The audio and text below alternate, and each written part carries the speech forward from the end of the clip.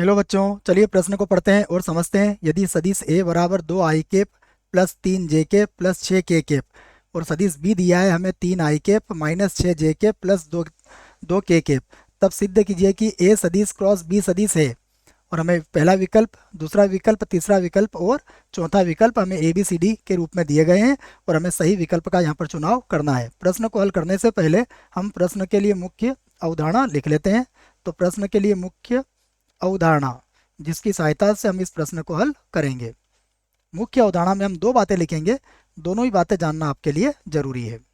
सबसे पहले सदैव याद रखिएगा कि ए सदिश क्रॉस बी सदिश सदैव सदैव सदिश ए तथा सदिश बी के लंबवत सदिश लंबवत सदिश होता है। यह बात सदैव याद रखें आप। दूसरा देखिए, यदि हम डॉट की बात करें तो ए सदिश लंबवत यदि बी सदिश हो तो ए सदिश डॉट बी सदिश किसके बराबर होगा? 0 के बराबर होगा। तो ये दोनों ही बातें आप अच्छे से याद रखें। अब यदि हम मुख्य उदाहरण में पहले नंबर की बात को समझें तो देखिए क्या कहा गया हमसे। सदिश ए दिया है, सदिश बी दिया है, तब हमें सदिश बताना है कि सदिश ए क्रॉस बी केवल ए के लंबवत है, केवल बी के लंबवत है, या दोनों से लंबवत है, या इनमें से कोई नहीं। तो इस आधार पर हमारा उत्तर क्या आएगा? विकल्प सी, दोनों से लंबवत है। तो हम इस विकल्प पर टिक कर सकते हैं। परंतु यदि हमें इसको सिद्ध करना हो तो देखिए सिद्ध कैसे करेंगे इसको, ये भी मैं आपको यहाँ पर अच्छे से समझा देता हूँ।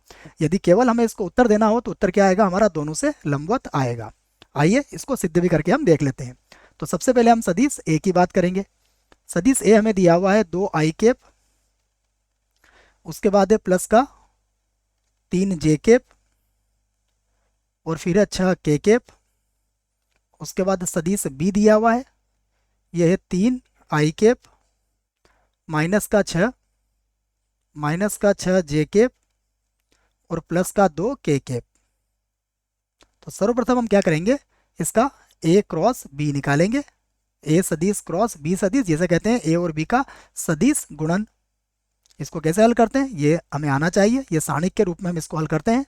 सबसे पहले होगा i कैप, उसके बाद j कैप और उसके बाद होगा k कैप। फिर ए के गुणांक होंगे i j k के, तो ये होगा 2, यहाँ पर आ जाएगा 3 और यहाँ पर होगा 6।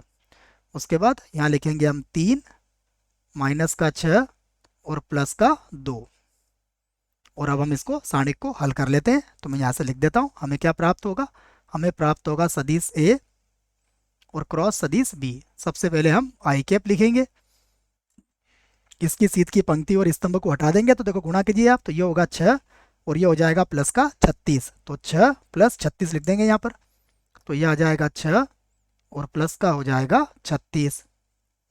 उसके बाद माइनस का j कैप, इसका चिन्ह बदल के लिखते हैं और इसमें भी वही करेंगे। इसकी सीध की पंक्ति और स्तंभ को हटा देंगे, तो ये हो जाएगा 4 और माइनस हो जाएगा 18। तो 4 माइनस 18 लिख दूंगा मैं यहाँ पर, ये होगा 4 और माइनस का हो जाएगा 18। 18 को बच्चों एक बार और लिख लेते हैं, और लिखने में ये लीजिए 4 माइनस 18 है ये, 4 और माइनस का 18। उसके बाद लिखेंगे प्लस का k कैप, और अब देखिएगा क्या होगा, इसकी सीध की पंक्ति और स्तंभ को हटाएंगे तो ये होगा माइनस का 12 और ये हो जाएगा माइनस का 9। आगे समझ में? ये 2 का 6 से गुणा करेंगे तो -12 और -9। तो मैं यहाँ लिख देता हूँ, ये होगा माइनस का 12 और ये हो जाएगा माइनस का 9। तो अब देखिए 36 और 6 हो जाएगा 42, तो ये 42 i कैप हो जाएगा। यहाँ पर 18 में से 4 घटाएंगे तो 14 बचेगा, तो ये हो जाएगा माइनस और माइनस प्लस का 14 j कैप। 14 को बच्चों एक बार और लिखना पड़ेगा, गलती से 41 लिख दिया है। लीजिए ये कितना हो जाएगा? प्लस का 14 और ये हो जाएगा j कैप। और यहाँ से 12 और 9 को जोड़ लेंगे तो ये माइनस में आएगा, तो माइनस का 12 और 9 कितना होगा? 21। तो ये हो जाएगा 21 और यहाँ बन जाएगा k कैप। ये क्या निकला है हमारा? ये निकला है a क्रॉस b। अब हम क्या ज्ञात करेंगे? देखो, अब सबसे पहले हम ज्ञात करेंगे a सदिश और डॉट लगा देंगे ए क्रॉस बी सदिश। और देखिए जब हल करेंगे इसको तो ए का मान कितना है हमारे पास, ए का मान देख लेते हैं। ए का मान है 2 i कैप, 3 j कैप और 6 k कैप। यहाँ लिख देता हूँ मैं 2 i कैप प्लस का 3 j कैप और उसके बाद है प्लस का 6 k कैप। तो प्लस का 6 k कैप और इसका गुणा करेंगे हम 42 i कैप प्लस के 14 j कैप और माइनस के 21 k कैप। गुणा कर लेते हैं इसको, देखो तो सबसे पहले 42 को 2 से गुणा करेंगे तो ये हो जाएगा 84। उसके बाद 14 को 3 से गुणा करेंगे तो ये हो जाएगा 42। और उसके बाद माइनस इधर गुणा कर देंगे तो 6 का बड़ा एक बार बोलेंगे तो 6 और ये हो जाएगा 12।